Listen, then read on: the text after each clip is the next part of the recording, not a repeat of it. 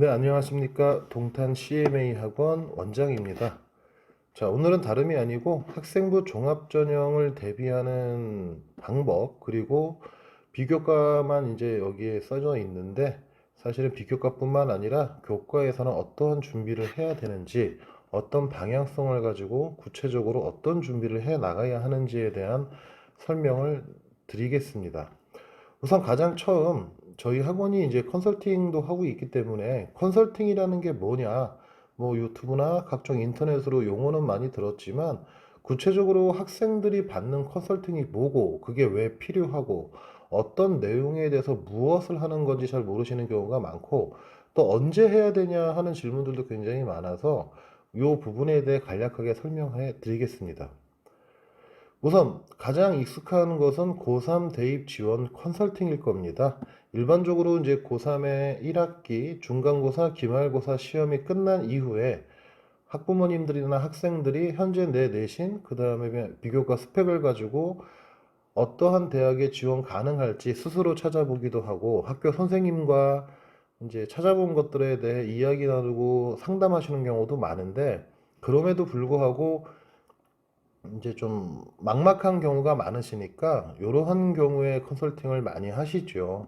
그래서 일회성으로 진행하는 컨설팅인 경우가 많고요. 비용은 정말로 천차만별입니다. 서울권에서 비싼 데는 제가 이제 저희 학원에 다녔던 아이한테 다른 학원에서는 1회 컨설팅 얼마 받았느냐 할 때 뭐 제일 비쌌던 곳은 100만 원이 넘는 경우도 있었고, 혹은 그냥 뭐 동탄에서 무난하게 한 3, 40만 원대 이렇게 얘기하시는 분도 있고, 일반적으로 서울권에서도 요즘은 한 2, 3, 20만 원 제일 낮다고 하면 그 정도, 이건 좀 많이 없고요. 3, 40만 원대 컨설팅이 있는 걸로 알고 있습니다. 물론 이건 1시간 기준입니다. 그래서 대학교 소위 말하는 수시에 6개 지원을 어떻게 해야 하며 어떠한 식으로 대학을 선별하고 학과를 선별해서 지원하는 게 안전할지에 대해서 이제 상담하는 거라고 생각하시면 됩니다. 그래서 뭐 실제 시간 자체는 2시간 이상 하시는 경우는 많이 없고요. 대학교만 딱 고르고 이제 그 대학교에서 실제로 합격 가능성이 얼마일 것이냐라에 대해서, 그리고 본인의 학생의 장점이 내신이나 생기부에서 어느 정도 있으니까 이런 것들이 잘 적용될 수 있는 이런 학교를 쓰시면 어떠냐 하고 추천을, 대학교 목록을 받는다고 생각하시면 될 것 같습니다. 정시 지원 컨설팅도 거의 그런 식으로 일회성으로 하는 경우가 많고요. 자, 근데 학생부 교과 전형의 경우에는 딱히 제가 따로 지원, 대입 지원 컨설팅을 받으셔야 한다라고 말씀드리기는 좀 애매합니다. 왜냐하면 학생부 교과 전형 같은 경우에는 대부분 대학교에서 발표되는 자료도 이미 다 몇 년간 다 인터넷으로 다 열람하실 수가 있고, 대학 어디가 뭐 이런 사이트 들어가시면 거기에서 학교 선생님이 가지고 계신 학교 선배들의 기존 데이터도 있기 때문에 뭐 수능 최저 등급이 갑자기 높아져가지고 그래서 내신이 커트가 떨어진다거나, 혹은 반대로 수능 최저 등급이 많이 완화돼서 뭐 교과 등급이 확 떨어진다거나 이런 경우가 아니라면 대체로 학교 선생님과 상담한 내용에서 크게 벗어나지 않고요. 대입정보 포털에 나와 있는, 이제 대학 어디가에 나와 있는 대학교에서 공개한 자료에서도 큰 차이는 보이진 않습니다. 물론 간혹 이제 급격하게 지원자가 몰리거나 어떤 이슈 때문에 갑자기 뭐 등급이 상승하는 경우가 아닌 이상은 일반적으로는 그렇다고 생각하시면 되고요. 컨설팅이 반드시 필요하진 않지만 학생부 종합전형의 경우에는 내신만으로 판단할 수 없으니까 비교과 수준에 따라서 이제 어떤 대학 지원이 가능할지 혹은 불가능할지, 혹은 불가능하다면 어떤 비교과 스펙이 부족하니까 어떤 식으로 빨리 채워라고 해야 할지, 이런 부분들이 더 중요한 요소겠죠. 혹은 면접 같은 경우에도 뭐 나중에 따로 상담하시는 경우들도 있고요.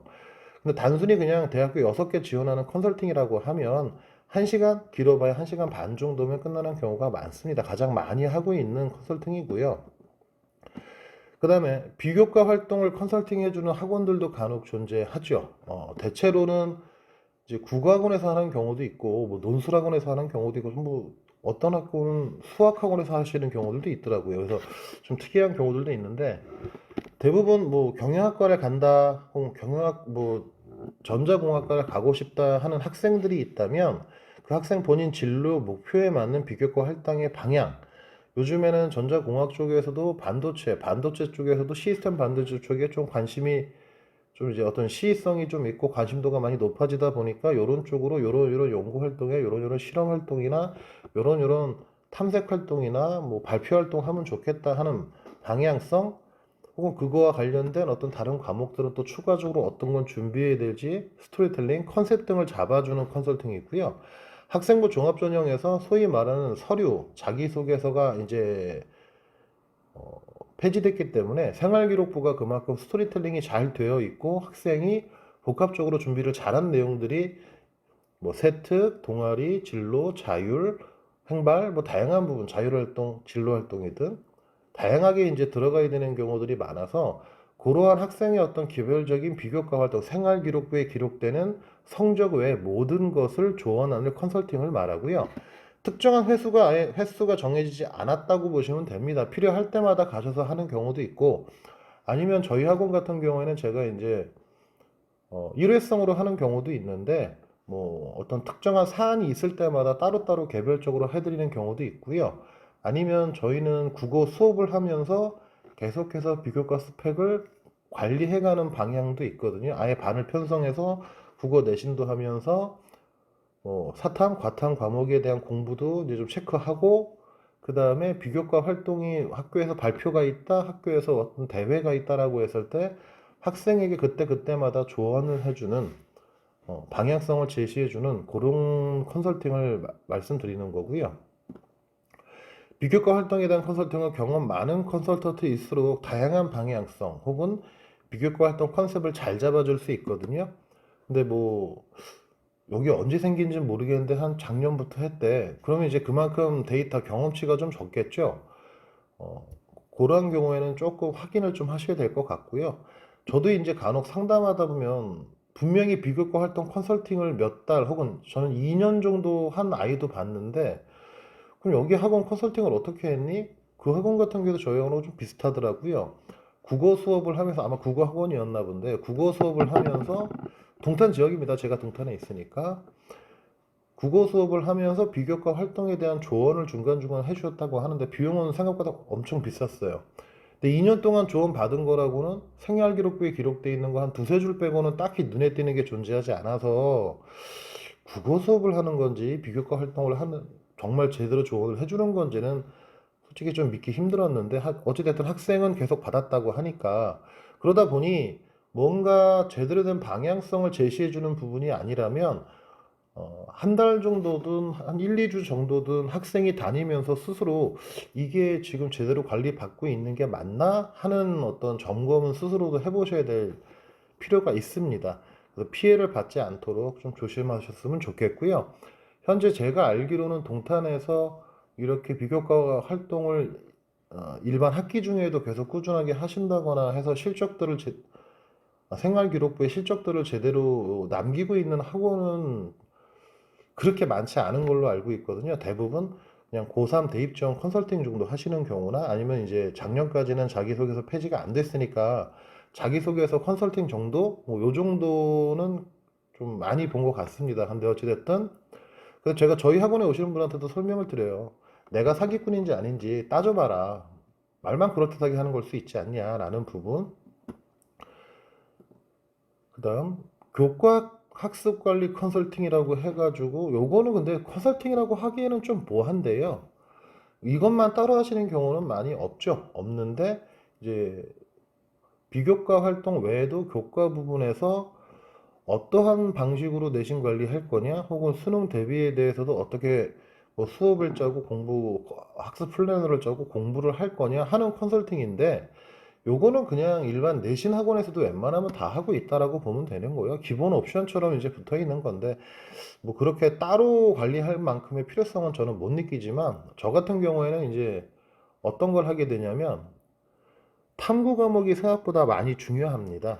국영수를 이제 많이 중요하게 생각들을 하시는데, 실제로 대학을 들어가서 이제 들어가기 위해서 1차 서류 전형들을 쭉 이제 서류를 검토할 때에 예를 들어 국어 국문학과라고 하면 국어가 물론 중요하긴 하겠죠. 근데 이제 다양한 어떤 사회적인 배경이나 사회적인 지식도 필요하니까 사탐이나 사탐과 관련된 세부 특기 사항 내용들의 기록들을 많이 살펴보거든요. 성적도 물론 봅니다. 뭐 과목마다 요즘은 반영비율이 많이 이제 정해져 있지 않고 일괄되긴 하는데, 그만큼 탐구 과목도 중요하다 보니 그런 것들을 또 같이 관리해 주거나, 혹은 수시 전형 대비를 위해서 그냥 내신만 관리하는 것뿐만 아니라 수행평가나 발표 수업이나 지필고사 대비를 위한 어떤 뭐 공부 학습 커리큘럼 짜는 거나 이런 것들을 전반적으로 하시는 경우들도 있습니다. 근데 저희도 뭐 이런 건 손 대고 있으니까. 왜냐면 뭐 국어 잘한다고 수학 잘한다고 영어 잘한다고 한 과목 잘한다고 갈 수 있는 게 아니니까, 요즘은 수시 입시라는 게. 그래서 전반적으로 저희 학원 같은 경우에도 요걸 위주로 하고 있고요. 고3 같은 경우에는 이제 일회성으로 이제 오셔서 상담하시는 경우도 있고, 상담하신 다음에 비교과 활동 고3을 위한 반이 있으면 그걸 등록하셔서 수업을 해서 이제 준비하시는 경우도 있고, 아니면 그냥 일회성으로 와서 대학 어느 정도 쓰면 좋을까요 하고 가시는 경우도 있고. 근데 1, 2, 3학년 같은 경우에는 저는 대부분 이런 것들을 다 병행해서 갑니다. 그래서 교과에 대한 내용도 좀 점검을 하고요. 예를 들어 뭐 국어 수업을 들으면서 비교과 스펙을 준비하는 경우에는 국어 내신 대비도 하지만 중간중간에 수행평가나 발표 수업이나 진로 활동에 대한 어떤 발표나 혹은 독서 활동이나 이런 게 있으면 어떤 책, 어떠한 주제 이런 것들을 좀 같이 토론해주고 같이 상의하는 정도라고 보시면 되고요. 비교과 활동 컨설팅 같은 경우에는 뭐 생활기록부 전체를 다 망라하는 거니까 학교에 있는 모든 행사 활동들에 서 저도 관심을 갖고 학생들과 같이 호흡한다고 보시면 되고, 대부분의 학원도 그런 식으로 하고 있습니다. 근데 일반적으로 우리가 알고 있는 컨설팅이라고 하면 고3 대입 지원 컨설팅이다. 근데 이것도 될 수 있으면 제가 이제 언제 해야 하냐라고 할 때 말씀을 드리는 게, 이게 사실 제일 중요하거든요. 언제가 제일 좋을까요, 과연? 간단합니다. 소위 비교과 스펙이 엄청 세다 하는 애들은 대부분 특목고죠. 그럼 특목고 학생들은 왜 셀까요? 라고 생각해 보면 됩니다. 언제 때부터 그런 비교과 활동을 엄청나게 많이 하고 깊이 있는 활동도 하고 심화도 하고 뭐 연구 활동도 하고 실험 활동도 하고, 고1 때부터죠. 그래서 제가 가장 좋은 타이밍, 가장 빠른 타이밍은요, 중3 겨울 때 와서 이미 상담하시고 고등학교 입학할 때 동아리 같은 게 어떤 게 들어가면 좋고, 이 학생이 어떠한 쪽에 적성이나 혹은 관심이 있으니까 어떤 학과나 어떠한 내용들에 대해 좀 찾아보는 게 좋고, 또 그거와 관련된 비교과 스펙 활동은 구체적으로 너는 뭐 경영학과에서도 뭐 어떤 뭐 광고나 미디어 쪽으로 가고자 한다면 그쪽에 관련되는 동아리는 어떤 식이 좋고, 만약에 없다면 창립해야 되는지 말아야 되는지, 물론 창립하는 게 제일 좋습니다만 그러한 것들을 아예 중선부터 계획하고 고1부터 한 경우도 있어요. 그래서 저희 학원에서도 이러한 경우들이 굉장히 많습니다. 그러니까 언제 해야 되냐, 언제 해야 되지 할 때 하시면 됩니다. 이미 늦었을 수도 있어요. 정보는 빠르면 빠르게 얻을수록 좋습니다. 고등학교 입학하자마자 입시는 시작이니까요. 특히 수시 학생부 종합은 입학해서 생기부 한 글자라도 기록되기 시작하면 그게 바로 입시의 시작인 거죠. 그래서 대부분 서울 상위권 대학 합격자죠. 뭐 스카이, 서성한, 조금 낮춰도 중경, 외시, 요 정도, 중앙대, 경희대, 한국외국어대, 서울시립대. 뭐 내신도 월등하게 높죠. 일반적으로 교과 전형으로 했을 때는 1.5커트에서 중경외시가 끊기는 경우도 간혹 있으니까, 높은 학과들은.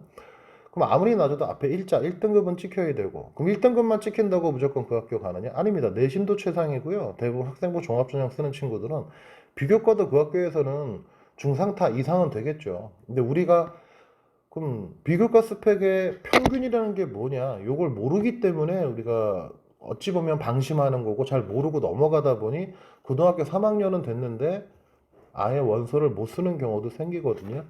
실제로 저 같은 경우에도 1.7등급인가 학생이 찾아온 적이 있습니다. 고3 그때 생활기록부가 마감이 되는 게 8월 31일인데, 생활기록부 마감되고 9월 달에 이제 원서 쓰기 직전에 한 4, 5일 전에 와서 어느 대학 쓰면 좋냐, 본인은 교대를 가고 싶은데, 근데 교대를 봤더니 커트는 돼요. 단 문제가 뭐냐? 봉사활동 거의 없고, 교직과 관련된 동아리 활동, 자율 진로 활동 전무하고 세부 특기 사항은 뭐 예를 들어 한 500자 써 있어야 하는 게 있다 그러면 대부분 500자는커녕 2, 300자도 못 채우는 경우가 많고 말 그대로 그냥 교과 공부에만 엄청나게 매진을 한 거죠. 근데 교대 입시 같은 경우에는 학생부 종합 전형이 아니면 정시밖에 없다고 보는 게 맞습니다.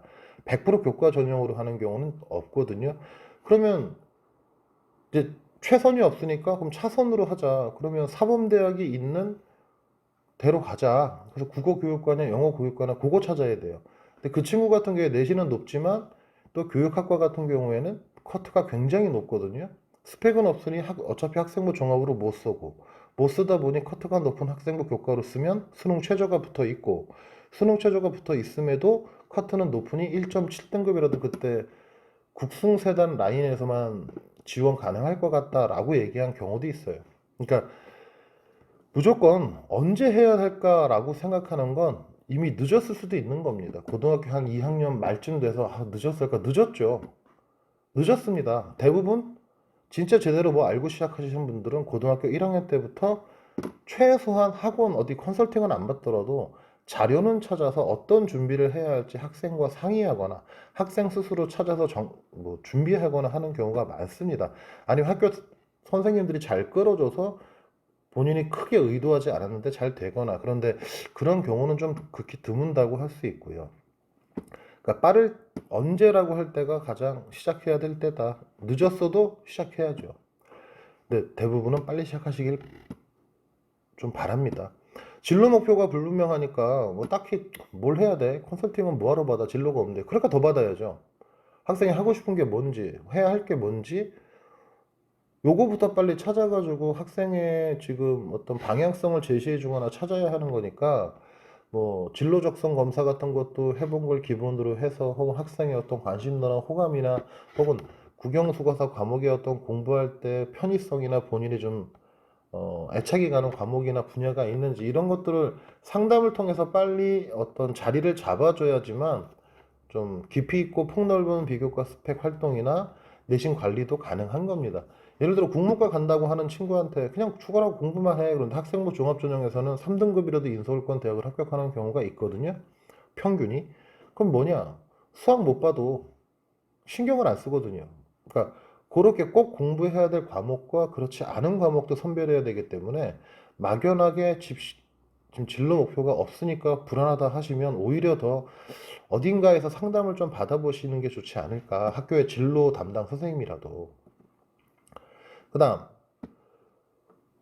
가장 또 제가 중요하게 강조하는 건데요. 컨설팅을 언제 하지? 왜 해야 하지? 컨설팅을 왜 하겠습니까? 대학 잘 가려고 하는 겁니다. 간단하게 따지면 어떤 유형의 컨설팅이라도 단, 고등학교 1학년이라면 왜 해야 될까? 내가 학기 중에 뭐 해야 하는 수행평가, 발표, 대회 출전, 혹은 어떤 클러스터 수업을 들으면 내가 조금 더 유리한 건지 입시에서 혹은 어떤 과목을 좀 더 내신을 잘 받으면 다른 과목 못했을 때보다 더 나은지 혹은 뭐 발표 활동을 자료를 어떤 걸 미리 준비해 놓으면 나중에 내신 대비할 때 큰 부담 없이 빨리빨리 제출해서 내가 교과 공부 시간을 좀 훼손을 줄일 수 있는지 이런 부분들을 연구해야 되거든요. 그래서 여름, 겨울방학 동안, 여름방학은 2학기를 위해서, 겨울방학은 그 다음 학년도에 1학기를 위해서 내가 비교과를 어떻게 준비하고 뭘 해야 할지를 포트폴리오나 계획 내용들을 미리 잡아두시는 게 중요하다. 이걸 학기 중에 하면 되지라고 하시는데 학기 중에 하니까 아이들이 치이는 거예요. 학생 본인도 치일 겁니다. 아니 시험 보기 2주 전까지 무슨 뭐 PPT 자료 만들어서 발표 준비 내라 그러고 뭐 어떤 보고서 내라 그러고 그럼 내신에도 당연히 영향이 가죠. 새벽 한두 시까지 그거 만드느라 다른 걸 못 할 텐데. 그러니까 이러한 부분들을 미리미리 방학 때 하셔야 된다.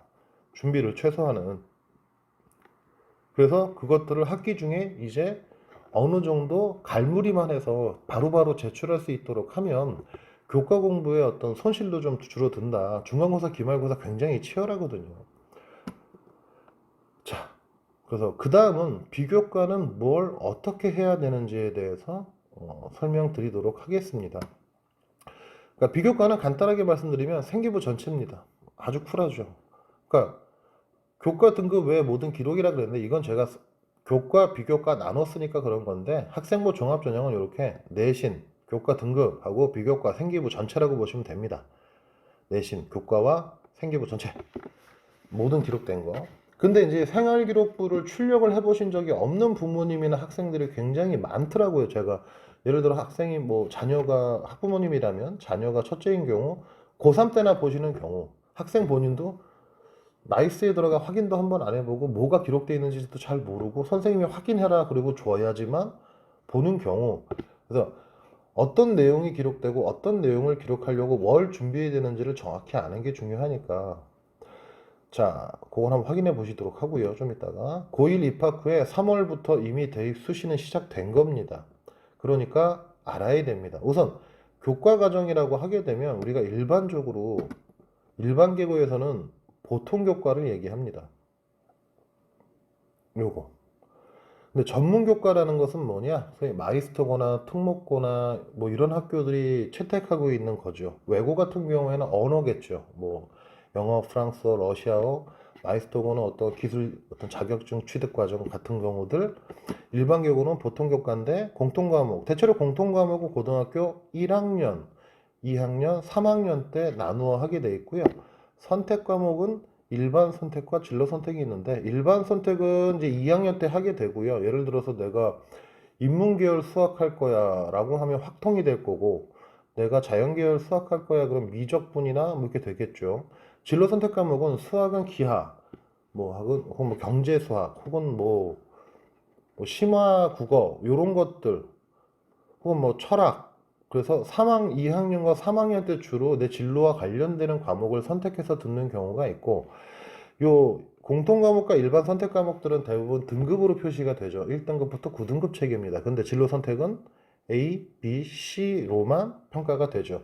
그래서 작년 혹은 재작년까지는 요 진로 선택 과목이 대학 입시에서 크게 활용되지 않았어요. 지방권 대학만 주로 많이 사용했고 서울권 대학은 적용하는 데가 50%도 안 됐었는데 작년부터 늘어나기 시작하면서 올해는 거의 다 대부분 진로 선택 과목을 넣고 있다. 이게 그럴 수밖에 없는 게 3학년 20계열 같은 경우에 자연계열 같은 경우에는 물리, 화학, 생물, 지구과학 요 투 과목들이 전부 진로 선택으로 잡혀 있거든요.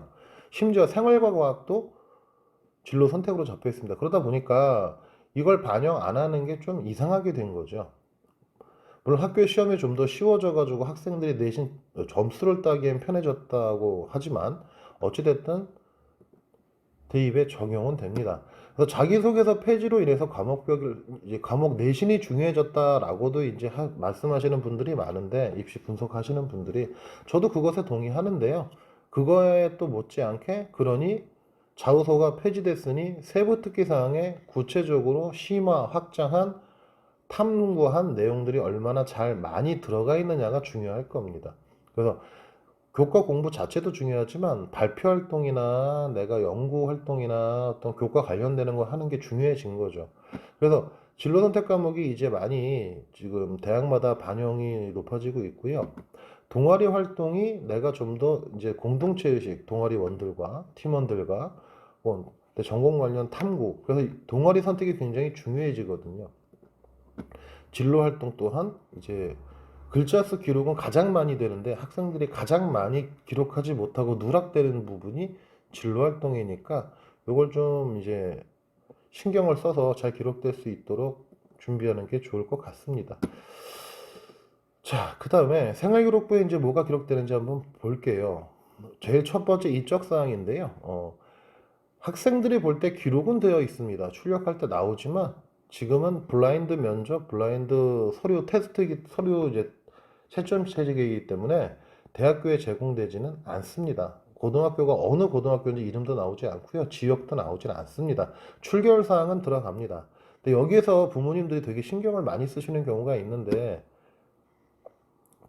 자, 제공되지 않고요. 제가 주로 이제 말씀드리는 건 미인정만 없으면 됩니다. 질병, 아픈 거 병가 내서 쓰시면 되죠. 그러니까 미인정이 많지 않으면 된다. 그럼 어느 정도냐? 솔직히 말해서 학생부 종합전형에서 여기가 뭐 한 막 20일 이상, 뭐 10일 이상 이렇게 극단적으로 무단결석이 있는 경우가 아니라면 사실 이 부분이 엄청나게 큰 문제가 되지는 않습니다. 질병이 조금 있는 거는 뭐 어쩔 수 없는 거니까. 그래서 너무 신경 쓰지 않으셨으면 좋겠고.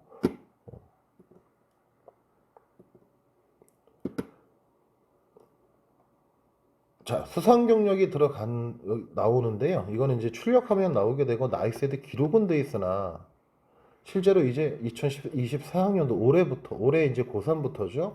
수상 경력은 제공되지 않습니다, 대학에.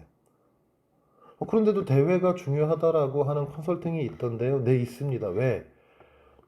선생님들이 어떤 컨설팅 업체들이 그런 게 아니고요. 학교 선생님들도 대회에 나가거나 학교에서 어떤 무슨 연구 프로젝트 대회 같은 거 하면 자율활동이 기록되거나 진로활동이 기록된다라고 전제를 합니다, 이제는.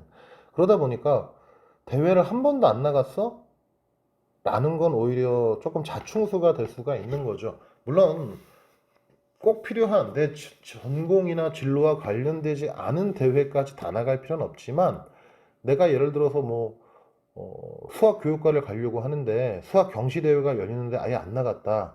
아니 근데 나가서 했으면 수상 경력 자체는 대학에 이제 제공되지 않으니까 없다 쳐도 자율활동이나 진로활동에 선생님들이 잘 써주실 수 있거든요. 그러니까 될 수 있으면 교내 대회에 내가 전공과 관련된 대회라면 참여하시는 게 좋다.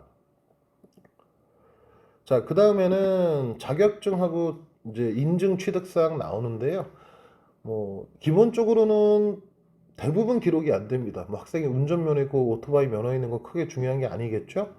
뭐 그런 거 필요 없고요. 그 다음에 뭐 한자 인증이니부터 시작해서 뭐 토익, 탭스, 토플 다 못 들어갑니다. 그러니까 의미가 없어요. 뭐 컴퓨터 활용 자격증이 있다고 해서 뭐 딱히 중요한 것도 아니고요. 그래서 일반 계고보다는 요쪽 부분 자격증 인증 취득은 마이스터고 그쪽 친구들이 좀 관련이 있을 수 있겠죠. 근데 이미 자소서부터 자기소개서가 있을 때에도 자소서에 쓰지 못하는 금기사항이 언어 인증입니다. 그래서 대부분 일반 경우는 신경 쓰실 필요가 없는 부분이라고 생각하시면 되고요.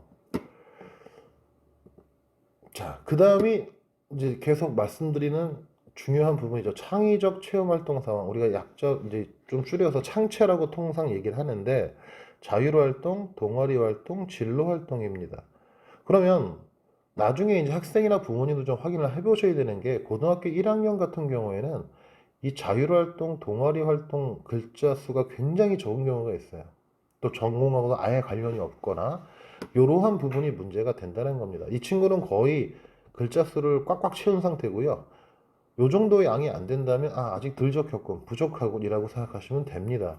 자율활동도 통상 한 1500바이트가 써지게 되는데 실제로 가장 많이 기록되는 곳은 어디다? 요 진로활동이 2000바이트가 넘습니다. 그러니까 진로활동을 꼼꼼하게 많이 하시는 게 좋겠죠. 희망 분야 뭐 이렇게 돼 있는데 이건 써지긴 하고 선생님이 기록은 하지만 이제 대학교에는 이게 적용되지 않습니다. 그래서 희망 분야는 못 봐요. 입학 사정관들은. 그 다음 세부능력 특기사항은 뭐냐? 나중에 이제 1학년 중간고사, 기말고사 시험 보고 혹은 2학기 중간, 기말 보고 나서 이제 기록되는 부분이 있죠. 뒤에 영어는 1, 2, 1학기, 2학기겠죠. 물리 1, 생명 1 이렇게 수업한 것에 대한 내용들이 기록되게 되는데 뭐 어떤 게 좋은 세부특기 능력의 기록 사항이냐라고 할 때 단순히 그냥 교과서에 요런 내용을 공부했고 요런 내용을 이해했어. 이건 전국의 모든 고3들, 고1, 고2들 다 쓰여지는 겁니다, 그냥. 그러니까 여기에서도 항상 선생님들이 항상 얘기는 하시는데 학생들이 이제 잘 귀찮아서 본인이 이제 안 하는 경우들이 꽤 많은데요. 진로와 관련된 발표하면 써줄게. 혹은 중간고사 끝나고 기말고사 끝나서 더 이상 할 거 없으니까 뭐 너가 관심 분야에 대해서 뭐 보고서 만들거나 PPT 만들어 발표하면 세특에 써줄게. 이렇게 얘기하시는 분들 굉장히 많거든요. 넣어주려고 하는 겁니다. 그런데 여기도 보면 뉴턴 법칙에 따라 뭐 위치, 속도, 가속도 뭐 이런 거 했어. 그 다음에 뭐 어쩌고 했어. 어쩌고 했는데 얘는 지금 들어가 있는 게 전기 전도성 설명하고 반도체 종류 PN 접합 어쩌고 했어. 그냥 수업 시간 한 것만 적혀 있는 거예요. 수업 시간에 한 거 어려운 단어 적혀 있으니까 대단한 건 애가 아니고 그냥 물리책에 나오는 겁니다. 이러한 스펙이 그렇게 중요하진 않다. 오히려 그럼 반도체 종류와 피인 접합 특성에 대해서 말할 수 있어. 그러면 내가 이걸 가지고 실제로 모둠 활동으로 피인 접합 반도체 만들어 보려고 이런 시험을 했어. 혹은 피인 반도체 접합뿐만 아니라 다른 어떤 접합의 형태의 반도체가 있다면 그것은 어떠한 특성을 가진 어떠한 걸 작용을 하기 위해서 어떠한 식으로 실제 활용되고 있는지까지 내가 조사해서 발표했어.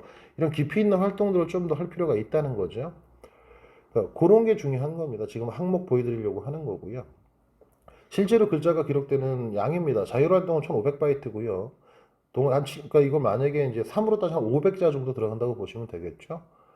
동아리 활동 1500바이트, 진로 활동 2100이니까 이 가장 많이 적히겠죠. 교과서 통은 과목별로, 그러니까 이 과목이 거의 풀로 들어간 거예요. 그러면 한 7, 8줄 정도가 되지 않는다면 세특도 선생님이 뭐 꼼꼼하게 기록을 많이 안 하신 거죠. 특히 내신이 낮거나 수업 시간에 수행평가를 많이 본인이 안 했다거나 발표 활동 안 한 경우에는 좀 극악한 경우는 요거 한두 줄만 있는 경우도 존재합니다. 요런 것들을 내가 1학년 때는 그랬다면 2학년 때는 그렇지 않도록 수업 시간에 좀 더 충실하게 하는 것이 중요합니다. 학생부 종합전형 준비할 때는 진로 활동도 많이 써지는데 생각보다 양이 적다. 그거 기억해 두시고요. 자, 진로 선택 과목은 2학년 때부터 이렇게 기록됩니다. 지금 요 경우에는 고3 이제 진로 선택 과목인 건데 간혹 요런 것들을 잘못 이해하거나 입시 변화에 대해 학교 선생님이 잘 모르시는 경우에 저 같은 경우에 동탄에서 이제 애들 지도하면서 깜짝 놀랄 정도로 이상한 소리를 들은 적도 있는데 이동탄 쪽이었을 겁니다. 아마 어떤 학교였는지 기억은 안 나지만 또 있어도 말씀드리기 좀 그렇고 선생님이 진로 선택 필요 없어. 대학에 안 들어가. 그래서 진짜로 아이가 다 C를 맞아왔어요. 근데 당장 가천대만 하더라도 진로 선택 과목 세 과목이 들어갑니다. 올해부터는 고대도 들어갑니다. 서강대도 들어가고 안 들어간 데가 거의 없습니다. 지방권으로 갈수록 어떤 1등급부터 9등급이 나오는 뭐 일반 선택이나 이런 과목들이 내신이 좀 낮을 경우에 진로 선택 과목 중에 잘한 게 있으면 등급을 가천대는 계산을 할 때 뭐 A는 1등급, B는 2등급, C는 뭐 5등급 이런 식으로 환산해서 반영을 하거든요. 그럼 다 C를 맞게 되면 문제가 생깁니다. 그래서 이러한 부분도 꼭 신경 쓰셔야 된다. 그리고 특히나 이제 투 과목들은 그렇게 생각보다 시험 문제 어렵게 내려고 하지 않으시거든요. 이건 비율만 봐도 알 수 있습니다. 뭔 소리냐? 물리학이 원래 제일 투가 어려운 건데 A가 80점 이상인데 38%가 A예요. 이걸 1등급에서 9등급 체계로 쫙 나눠버리면 여기에 4등급 일부가 들어가 있는 겁니다. 마찬가지로 다른 과목도 마찬가지겠죠. 지금 스포츠 생활은 뭐 반 이상이 A니까. 그러니까 이 중에서 내가 진로 관련한 과목에서 최소한 A 3개는 나올 수 있도록 해줘야 된다. 그게 중요한 겁니다.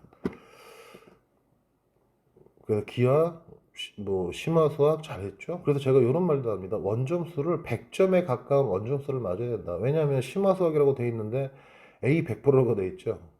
황당하지 않습니까? 이거 뭡니까? 다 맞는 문제 그냥 냈거나 아니면 아예 시험을 안 본 거예요. 이건 수행평가로 대체해서 그냥 뭐 어떤 발표 자료만 냈다던가 뭐 한 내용만 내면 그냥 점수를 다 준 겁니다. 그러니까 중간고사, 기말고사 안 보고 점수를 측정하는 경우도 있습니다. 이건 쓸 데가 없겠죠. 쓸 데가 없겠죠. 그래서 이런 물리나 생명, 지구과학 이런 식으로 과목이 이제 들어갈 수 있으니까 비교과는 나중에 준비하는 것이 아닙니다. 고1 때부터 시작입니다. 라고 항상 강조드립니다. 이게 뭔 소리냐면 항상 고3 부모님들 지금 교과로 대학교 가려고 봤더니 교과가 인서울은 다 1등급 때는 나와야 가고 싶은데 1등급 때가 나와야 돼서 한 2등급, 3등급인데 인서울권 어떻게 학종으로 써볼 수 있을까 왔어요.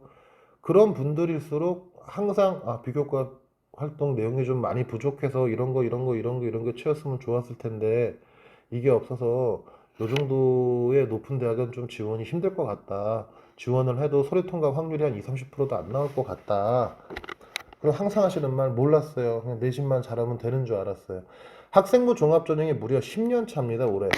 모르는 건 뭐 1년 차, 2년 차 때야 뭐 전형 바뀐 지 얼마 안 돼서 정보도 많이 없고 했을 때니까 그러려니 하는데 대학교 입학 때부터 나는 무조건 교과로 갈 거야. 학생부 종합 준비 안 해라는 뜻은 생기부의 모든 활동 안 할 거야. 수행평가도 안 하고 발표 활동도 아예 안 할 거야. 동아리 활동도 대충 할 거야.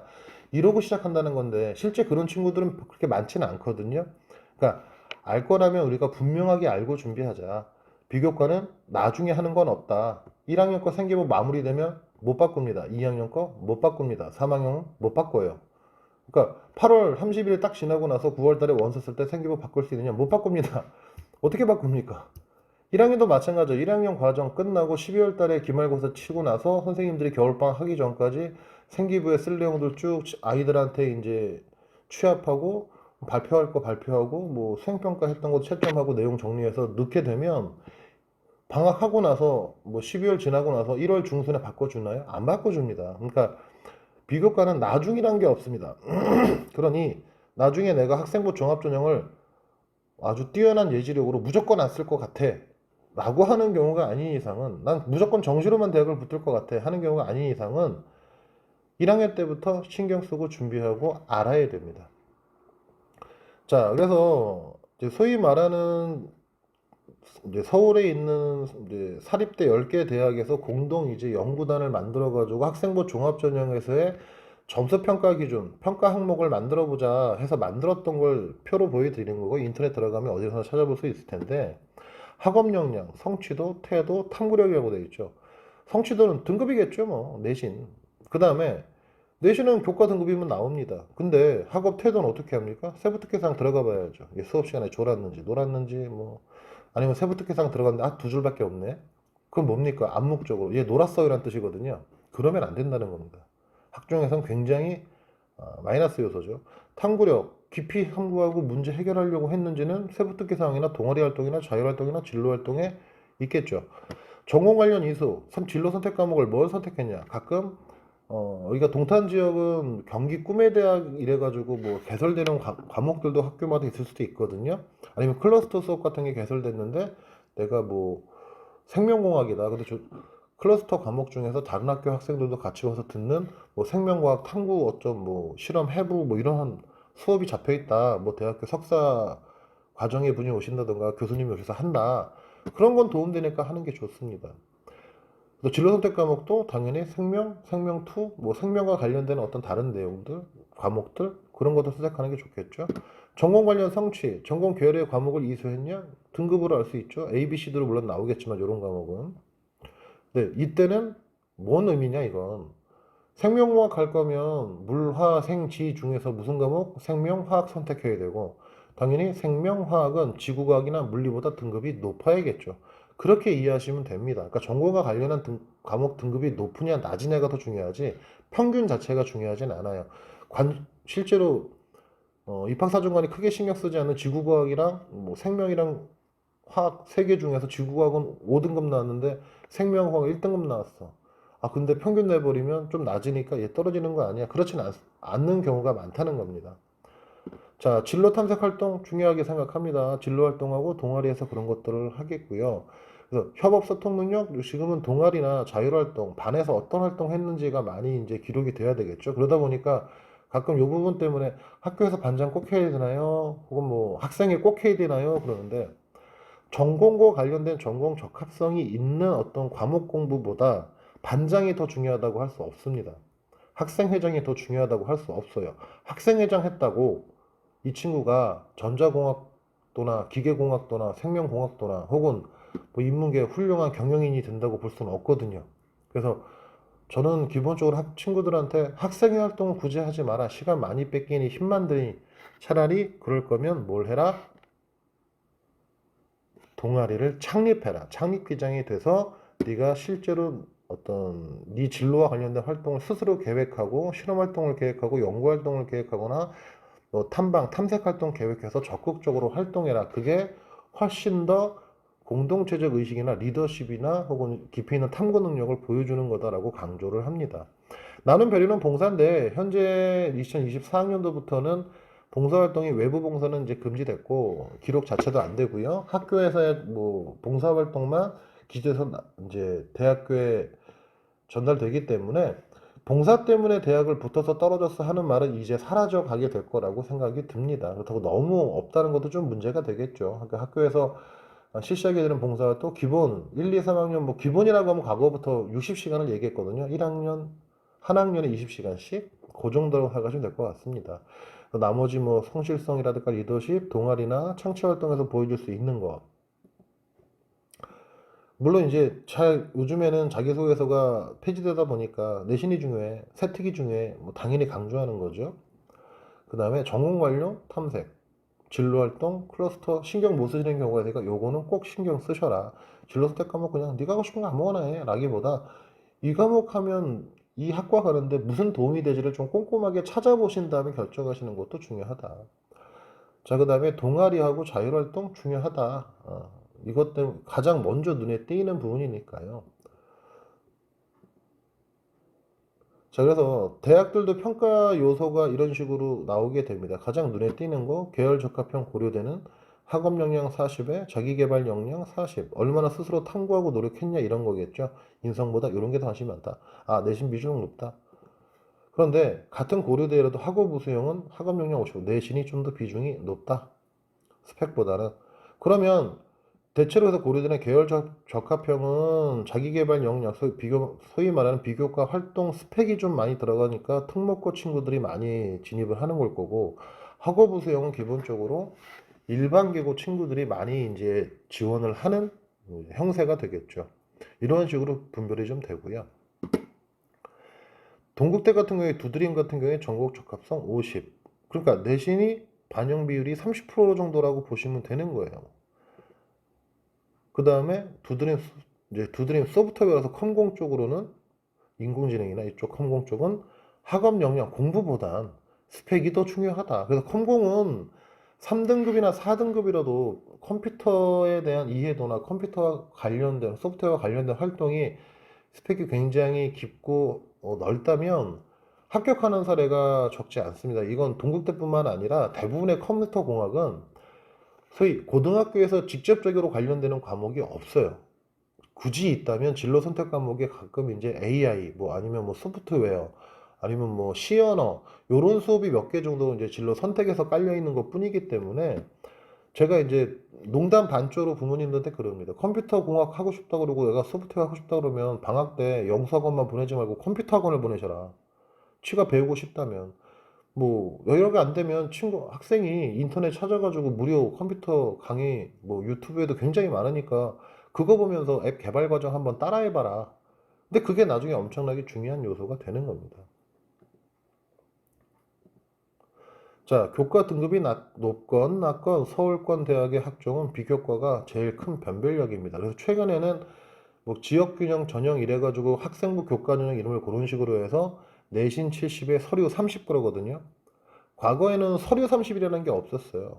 비교과 30에서 출결 봉사했는데 서류라고 바뀐 건 스펙 보겠다는 얘기거든요, 교과가. 그러니까 되게 애매한 이제 전형을 만들어 놓은 겁니다. 100% 교과도 아니고 그렇다고 학종의 느낌이 센 것도 아니고 그러다 보니까 또 최저도 있는 경우가 있어서 커트라인이 굉장히 낮아 보여요. 그러니까 1등급 대 애들은 왜 떨어졌지 하는 애가 있고 2, 3등급인데 붙는 경우도 생기는 겁니다. 비교과 준비는 학기 전에 미리미리 준비해두는 게 좋다. 아까도 말씀드렸지만 방학 때 미리미리 어느 정도 계획은 짜놔라. 컨설팅이 필요하시다면 방학 때 하셔라. 그래서 빨리. 물론 뭐 중간고사 끝나고 바로 생평가 뭐 해야 되는지 뭐 해야 될지 모르겠어. 진로 관련된 거 뭐 발표하라는데 뭐 해야 될지 모르겠어. 그럼 그때도 하셔라. 남들도 할 수 있는 비교과 활동은 변별력이 없다. 즉 생활기록부에 장수 가지고 비교과 스펙이 많다 적다를 이제 논하는 경우가 많은데요. 특히 학생들이 그런 경우가 많은데 장수 아무리 많아봐야 남들 다 써질 만한 내용이 써진 건 변별력이 없는 거죠.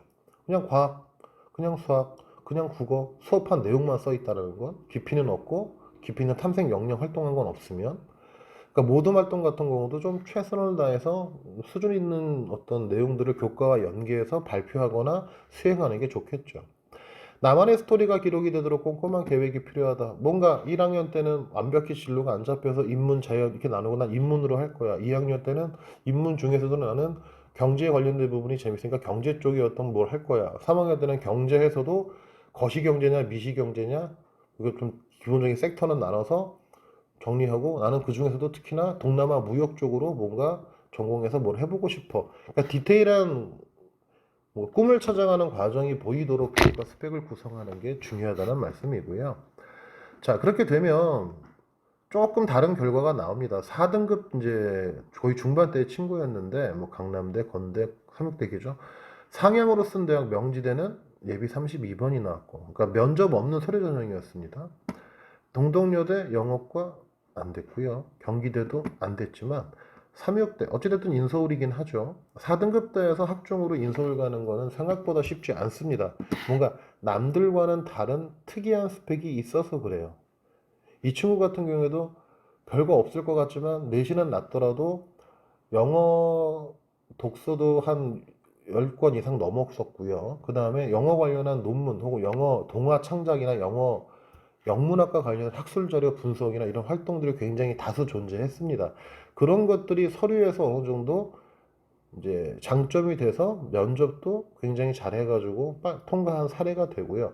4등급 중반 혹은 3등급 말이라 해서 인서울권이 안 되는 건 아닙니다. 근데 전제는 그만큼 비교과 활동이 좀 꼼꼼해야 한다. 그리고 디테일해야 하고. 네, 오늘은 우선 여기까지 전달해 드리도록 하겠습니다. 다음 시간엔 동아리 활동에 대해서 말씀드려 보겠습니다.